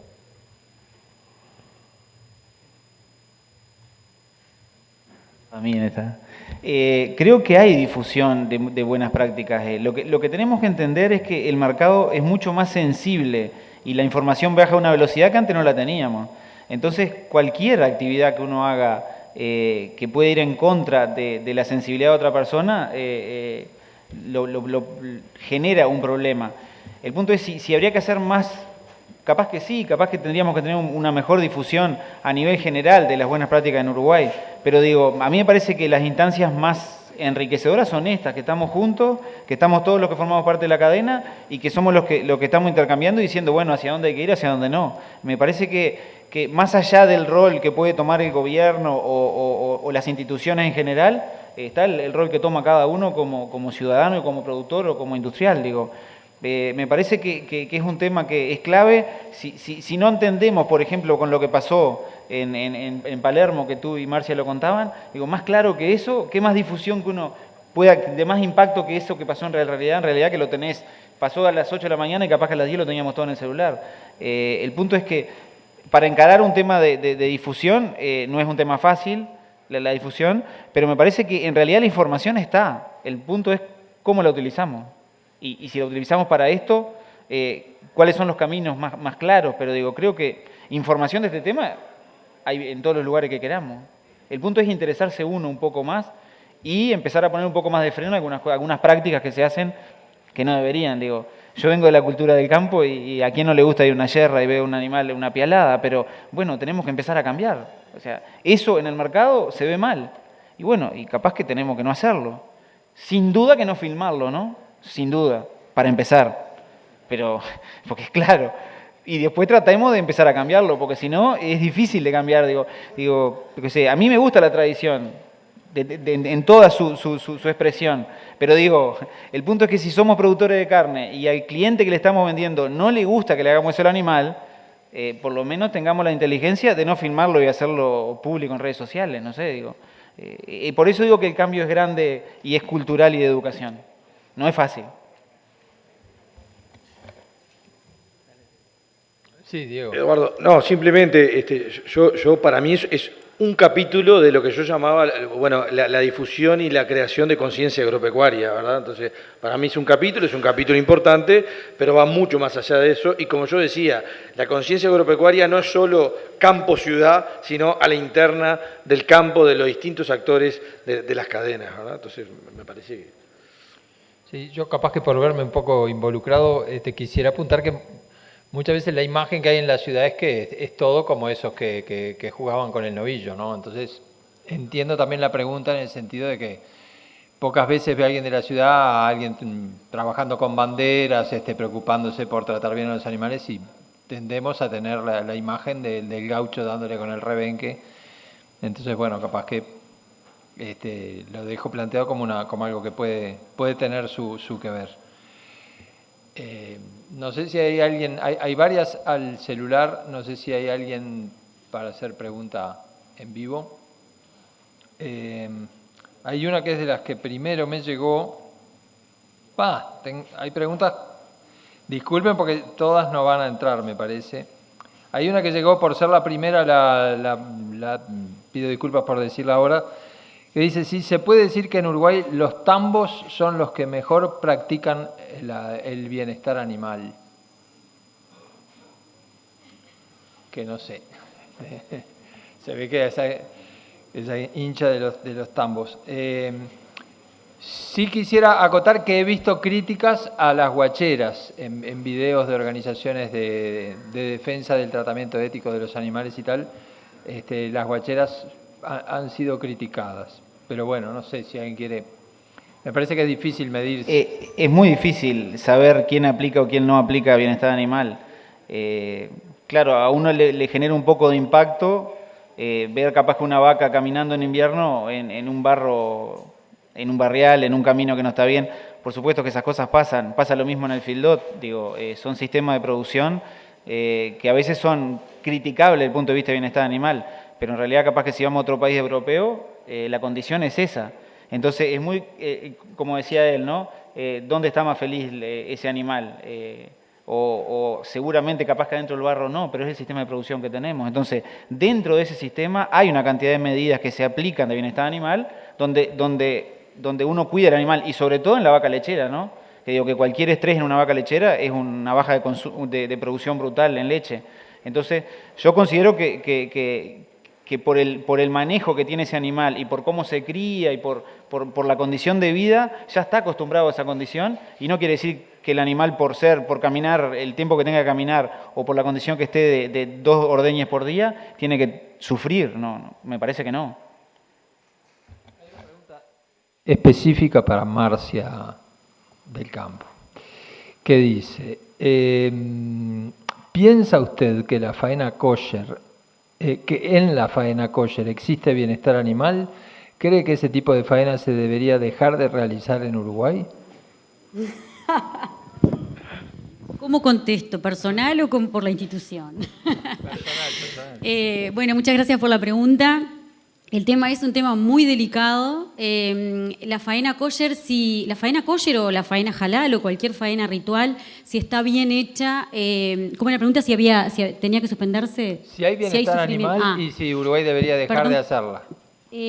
Si se hace bien, si está bien hecha, hay bienestar animal. Yo creo que de todas formas, o sea, creo no, y está medido que el sufrimiento del animal es menor si primero lo noqueamos, pero hay formas de hacer la faena ritual con las características que tiene el cuchillo y con la velocidad con la que se corta el cuchillo, y hay que cortar todas las venas y arterias, está todo indicado a la velocidad indicada. El desangrado es tan rápido que la pérdida de conciencia es muy rápida. Entonces, hay quienes sostienen que la pérdida de conciencia es tan rápida como que tiene el mismo efecto del noqueo, ¿no? Ustedes saben que es obligatorio el noqueo, salvo en las faenas rituales.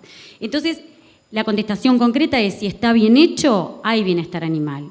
El tema es, bueno, que lo que podemos ver es que hay muchos lugares en que realmente no está tan bien hecho, o lo que nos pasa mucho a nivel de Uruguay es que hemos adaptado nuestras líneas de faena a la faena ritual. Entonces, a veces la línea es corta y no da, o sea, la línea del momento que el animal se degüella hasta que empieza lo que se llama el trabajo de la canal, es muy corta. Entonces están los funcionarios ahí empezando a cortar o sea, a fabricar la canal, lo que le decimos fabricar la canal, antes de que se dé esa pérdida de conciencia. Eso es algo que lo hemos visto, que si está mal hecho el sangrado o no hecho excelentemente, puede comprometer bastante, y agravado por ese tema de las líneas de faena.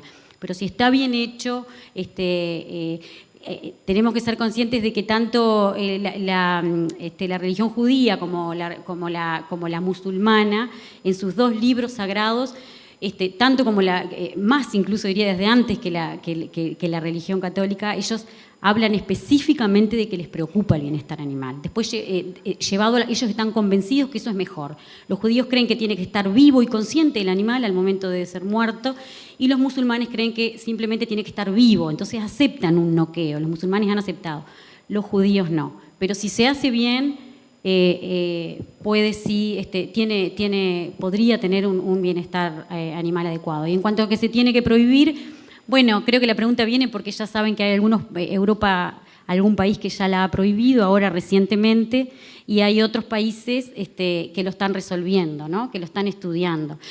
Me parecía que podía ser de interés, y ayer justamente le escribimos a un francés que está muy involucrado en este tema y trabaja con nosotros desde siempre, a ver cómo estaba, si había alguna novedad de último momento. Y Francia, que es el país de Europa que tiene la comunidad más grande de musulmanes, sobre todo, está estudiando el tema y todavía no lo tiene resuelto.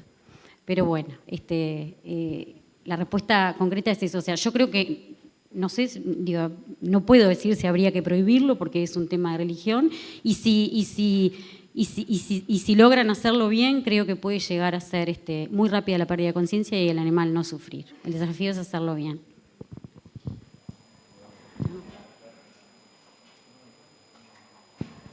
Hola, buen día a todos. Lo mío no es una pregunta, sino un comentario como disparador de un tema simplemente. Como comunicador, hace muchos años que estoy en esto, y el 99% de las veces que hemos tratado temas de bienestar animal ha sido por iniciativa nuestra y no por iniciativa ni de las instituciones que tienen que ver con la producción, ni por parte de los industriales, ni por parte de los productores. Creo que hay una malutilización por parte de todos los actores de los medios de comunicación especializados. Seguramente muchos de los colegas que están por aquí coincidirán conmigo que, bueno, seguramente todos los medios de comunicación o los periodistas estamos abiertos a hablar de estos temas, cuando en realidad desde donde tiene que venir el puntapié inicial para estos temas viene muy escasamente. Gracias.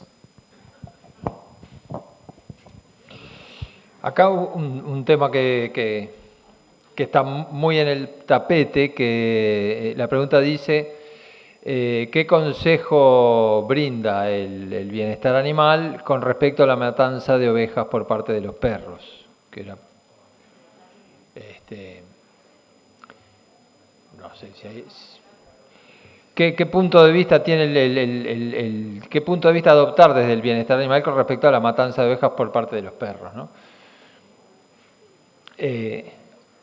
Acá, no sé. El tema de los perros que matan ovejas, visto desde el punto de vista del bienestar animal, ¿se puede decir que lo vamos a tomar en la tarde o...?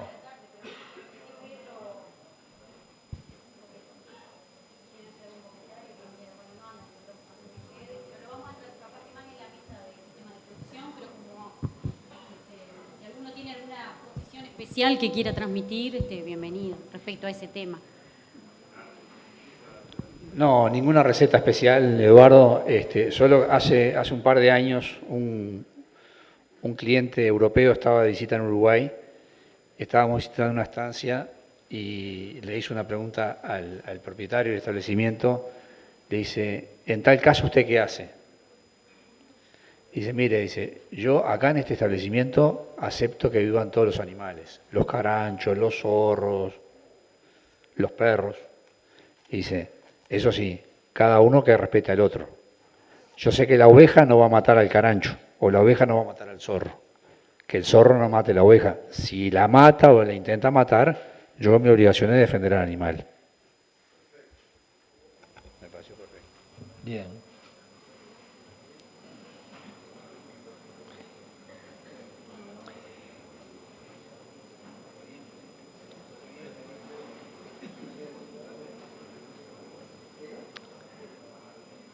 Aquí la pregunta refiere al tema de la educación en torno al bienestar animal y dice, a nivel de la educación primaria y secundaria hay un déficit grandísimo de información y culturación de que somos un país agropecuario esencialmente. ¿No les parece que como país tendríamos que destinar más recursos para la educación sobre esta realidad desde las primeras etapas del niño? ¿No tendría eso buenos resultados? Y yo no tengo duda de eso, pero le quiero hacer una anécdota porque es interesante. Yo tengo 3 hijos, una nena de 13, un varón de 11 y uno de 6. El que salió más de campaña es de 6, el más chiquito. Y hace poco estábamos en casa y estábamos agarrando un potrillo y lo habían enlazado.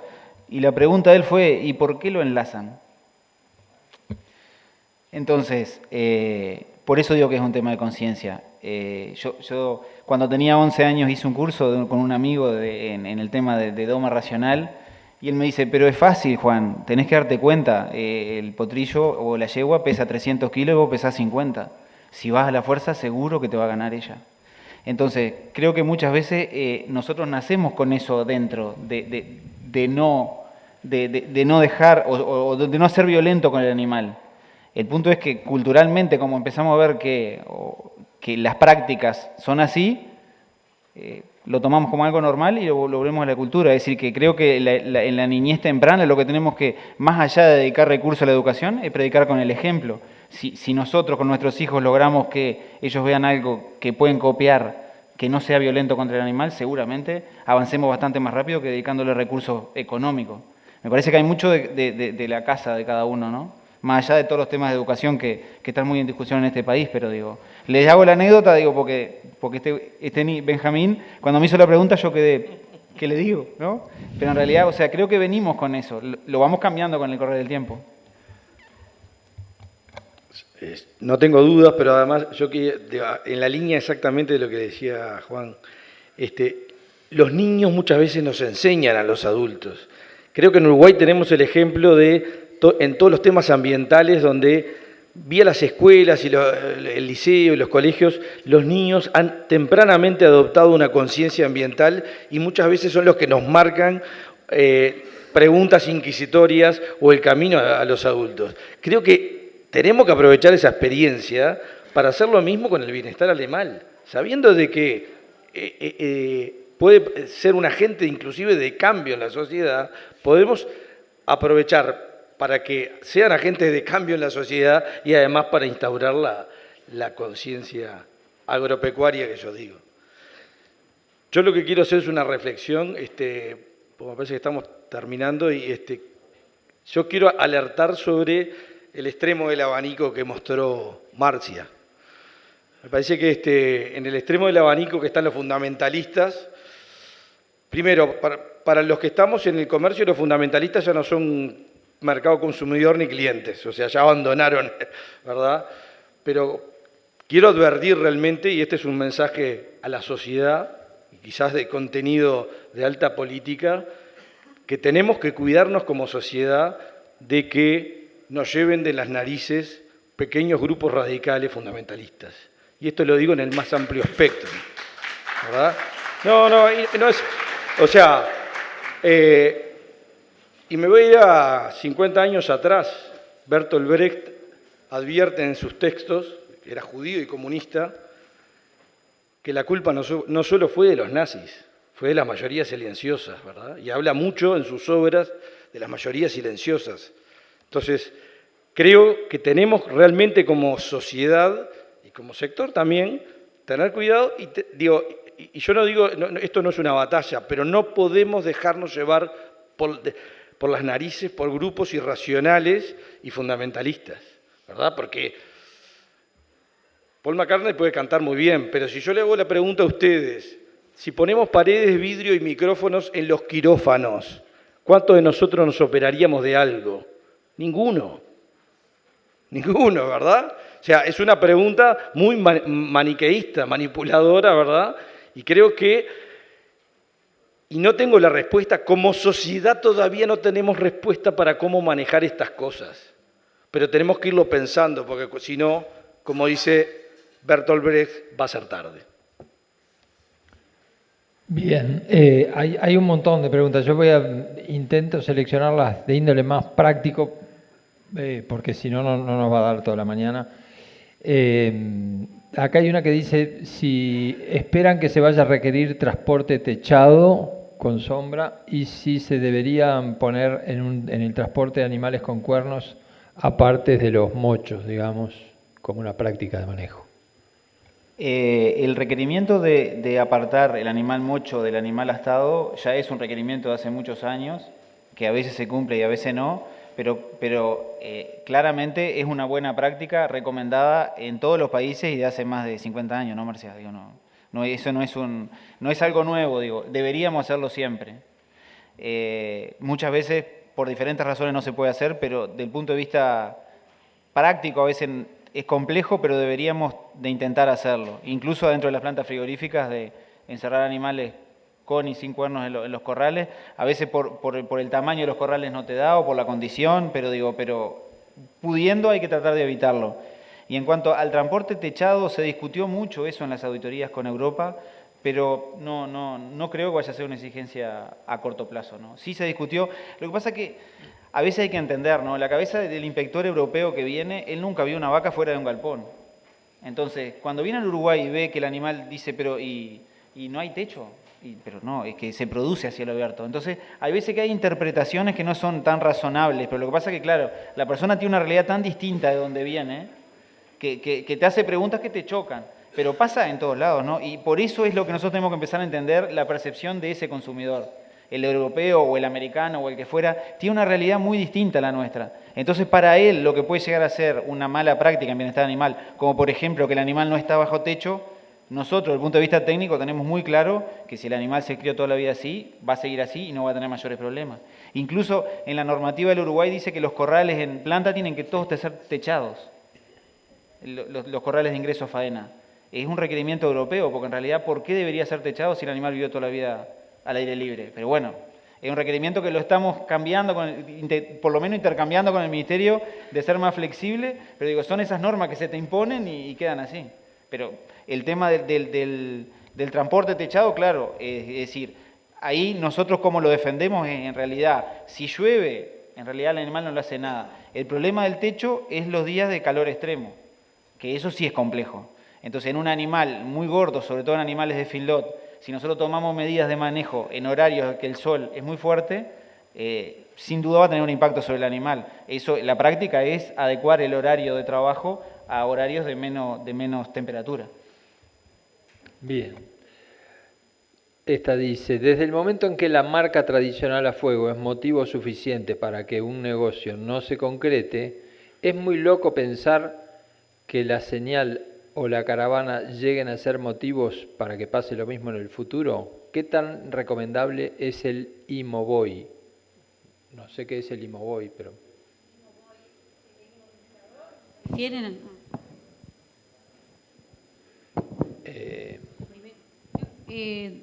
¿Está? Ahí está. Del Imovoy es un inmovilizador perdón.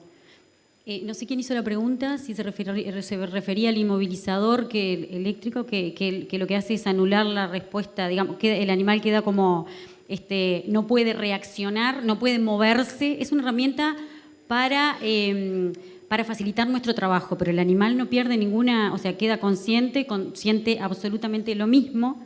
Entonces, desde el punto de vista de bienestar animal, es totalmente no recomendable y está prohibido.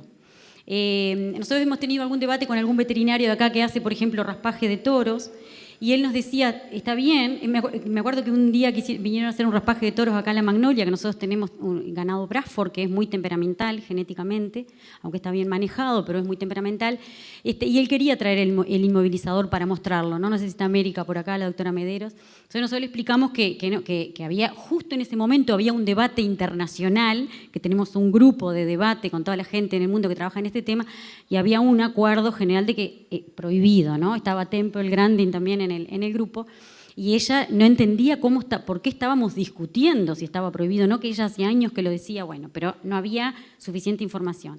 La respuesta concreta es que el animal, vos simplemente lo inmovilizás, pero no pierde conciencia, no pierde, o sea, no, está ahí pero no se puede mover. Es como un parapléjico, pero que siente todo absolutamente como si estuviera... me expliqué, ¿no? Entonces es totalmente no recomendable y ya te digo, está prohibido en muchísimos lugares. En cuanto al tema de la colocación de la caravana o del chip o de la señalada, no, en realidad no hemos tenido nunca una consulta en base a ese tema, pero de vuelta, es un tema, me parece que más bien de sentido común, ¿no? El auditor lo que mira es el sufrimiento innecesario. Para ellos en Europa es innecesario marcar el animal porque en realidad, como tienen sistemas de producción muy pequeños, conocen al animal por el nombre. Entonces, si acá nosotros vamos a campos grandes, donde de las pocas formas que tenemos de identificar a caballo juntando es viendo la marca, eso es lo complejo, ¿no? Pero ellos entienden que el aplicar una marca a fuego, a temperatura, genera más daño que, por ejemplo, poner un chip en la oreja, y es real en realidad, ¿no? O sea, entonces lo que ellos buscan es minimizar ese daño que le podemos hacer al animal cuando le hacemos alguna práctica de ese tipo. En realidad es sufrimiento innecesario el concepto fuerte que ellos tienen en la cabeza.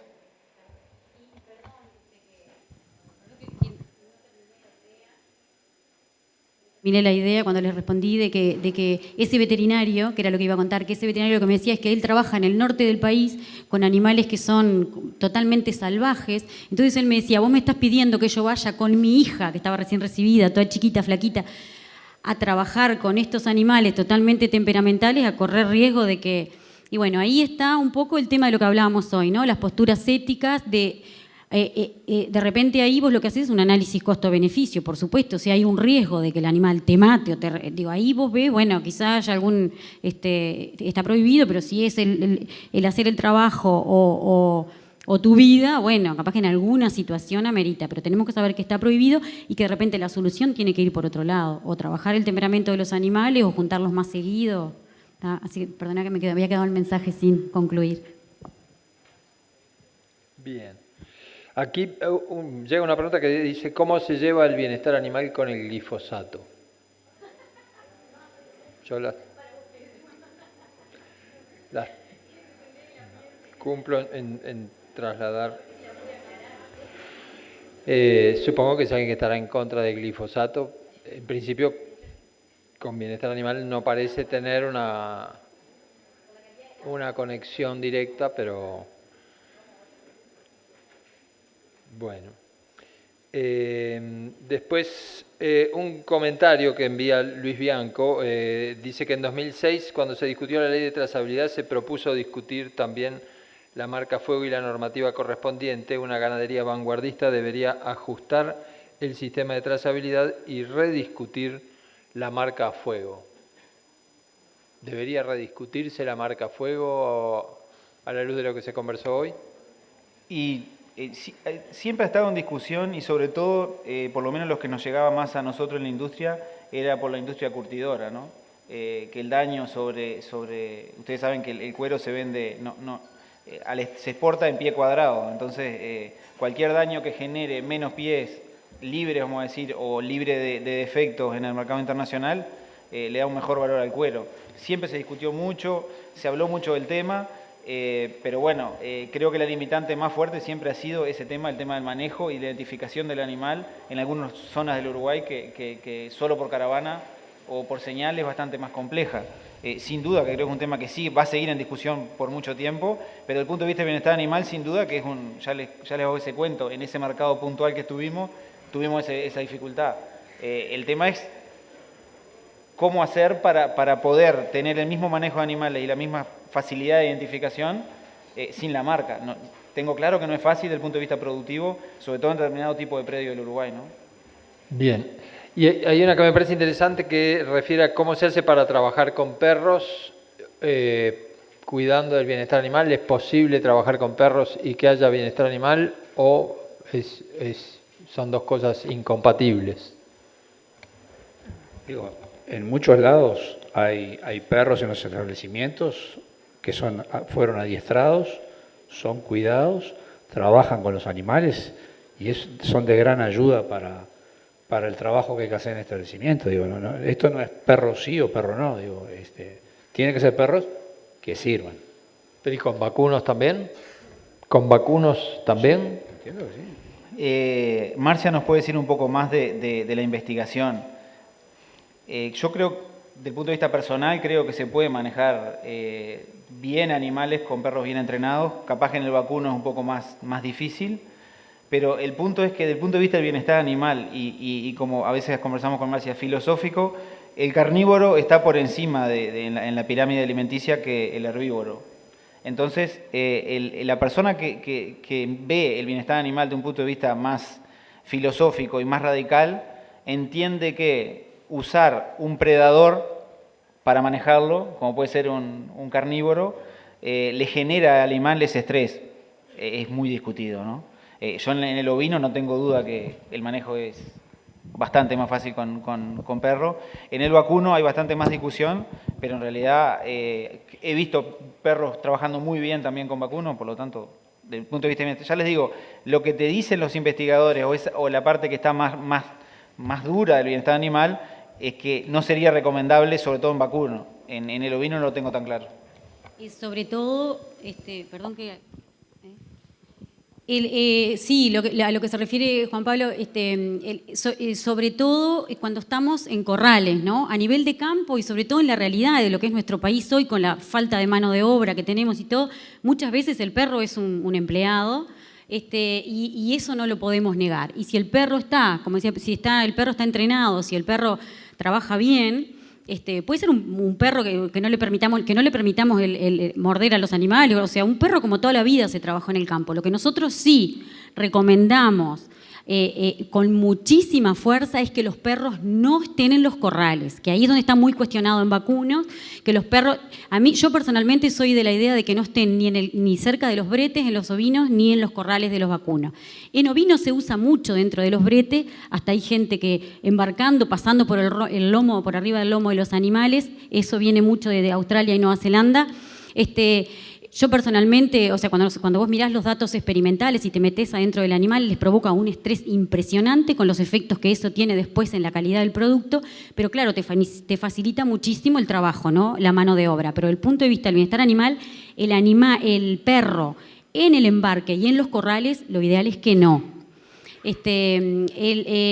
Otra vez estamos en el tema del inmovilizador, ¿no? Claro, si vos no tenés gente y son los que te están ayudando, bueno, pero lo ideal es que no. Y en vacunos también, que ni siquiera se arrimen que no estén en los corrales, porque son un predador. A nivel de campo ya la realidad es otra, en nuestra realidad extensiva.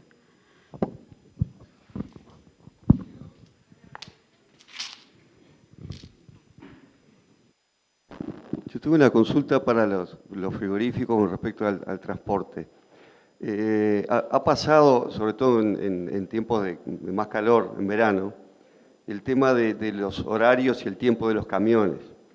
Nosotros lo que tratamos de hacer es, hasta que el camión no esté estacionado prácticamente para embarcar, no encerramos los animales. Pero ha pasado de días de muchísimo calor que los camiones tienen un tiempo, y a veces un tiempo bastante prolongado, llegar hasta planta. Me ha pasado que hemos acompañado el camión por distintas circunstancias para pesarlo y eso, y nos ha parado el Ministerio de Transporte a pedir papeles al camionero. En verano, 30 y pico de grados, y lo tienen 10, 15, 20 minutos, a veces más, junto con otros camiones que le están pidiendo papeles por lo que sea. Me parece que ya se está hablando de ese tema, y del tema de la acidez y del pH de la carne, y todo, inclusive de los machucones que pueden tener los animales, parados en medio de la ruta de repente media hora porque a un inspector se le ocurrió pedir los papeles al camionero. Bueno, yo estuvimos esperando 15 a 20 minutos, me bajé a hablar con el camionero y voy a hablar con el inspector y digo, ¿usted se va a hacer cargo de esto? Si pasa algo acá. O sea, después de eso llegan a planta los camiones, algunos de hacer unos pocos kilómetros y otros de hacer cientos de kilómetros. Y hacen cola y no tienen preferencia el que viene más lejos. Ese que llega primero. Me parece que ahí me da la impresión de que no está muy bien la cosa. Entonces veo que dentro de la planta se ve el techo, el no techo, muchas cosas de esas. Pero con respecto a ahí, está bien, suben los alemanes al camión y a partir de que están todos bien arriba del camión, después se arregla el camionero. ¿No? Es así. La responsabilidad es del camionero. Pero desde el punto de vista de bienestar animal, si vamos un poquito más lejos, es decir, no importa quién es responsable, el animal pasa peor o menos peor unos que otros de acuerdo a cómo son, no solo cómo fueron tratados, sino de lo más lejos que puedan venir. Y a veces están horas al sol haciendo cola. No sé, no veo de que el frigorífico, las plantas, hagan nada al respecto. En cuanto al tema de la normativa de pedir documentación en esos horarios, nosotros como industria, más allá de poder de pedir alguna recomendación o pedir al Ministerio de Ganadería que pida que no se hagan esos controles de ese tipo en esos horarios, no tenemos mucho más. Y en planta es como le decía, en la planta todos tenemos problemas, ¿no? Entonces, tratamos de priorizar los animales que vienen de más lejos, sobre todo en verano. O tratamos de coordinar mejor los horarios o que salgan muy de mañana, muy temprano para que no tengan un viaje sobre sol. Digo, pero bueno, es como le decía, tenemos más control sobre lo que está en planta y podemos hacer más cosas ahí. Y en el transporte, como lo contratamos nosotros, tienen más exigencias. Pero eso no quiere decir que no se den casos donde eso pase. Pero me parece que no es tanto la norma, ¿no? Capaz que en algunos momentos se dan esos problemas, pero no es algo común, por lo menos no de lo que nos llega a nosotros. Si les parece, hacemos una pregunta más, luego hay un video cortito y luego hacemos la pausa del mediodía. La última pregunta refiere a cómo estamos en términos de bienestar animal en los locales feria ganadera. Sombra, abrigo, instalaciones, manejo de los animales, barro, agua. ¿Cómo evalúan ustedes la situación de bienestar animal en las ferias ganaderas? Honestamente conozco poco de ese tema, más allá de que he visto. Me imagino que debe ser como los embarcaderos, hay de todo. Habrá lugares donde se maneja muy bien y otros no tan bien, pero no, con certeza no les puedo hablar porque no es un ambiente donde vaya muy seguido y pueda decirme, creo que, no. Pero asumo que por los comentarios de la gente que trabaja en eso, hay de todo. Y de vuelta, el factor humano, como les repito, es el determinante, no tengo ninguna duda.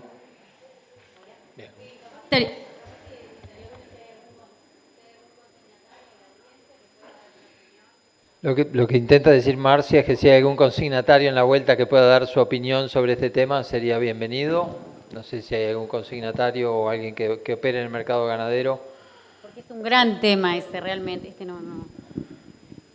¿No? Bueno, no lo logramos traer a los consignatarios. O no quieren hablar. Pero bueno, es un gran tema en el que no se ha trabajado mucho y creo que tenemos un gran desafío ahí, ¿no? El tema de los locales de feria y el tema de los mataderos también. Porque estamos muy acostumbrados a ver lo que se hace a nivel de frigoríficos de exportación, pero de repente a nivel de mataderos queda mucho trabajo por hacer también. Bien. Bueno, sí, capaz que vamos a cortar por acá. A mí me gustaría agradecerle especialmente a cada uno de los 4 invitados, agradecerles muchísimo sus puntos de vista. Tenemos un pequeño regalito para cada uno. Ayúdame, Teo.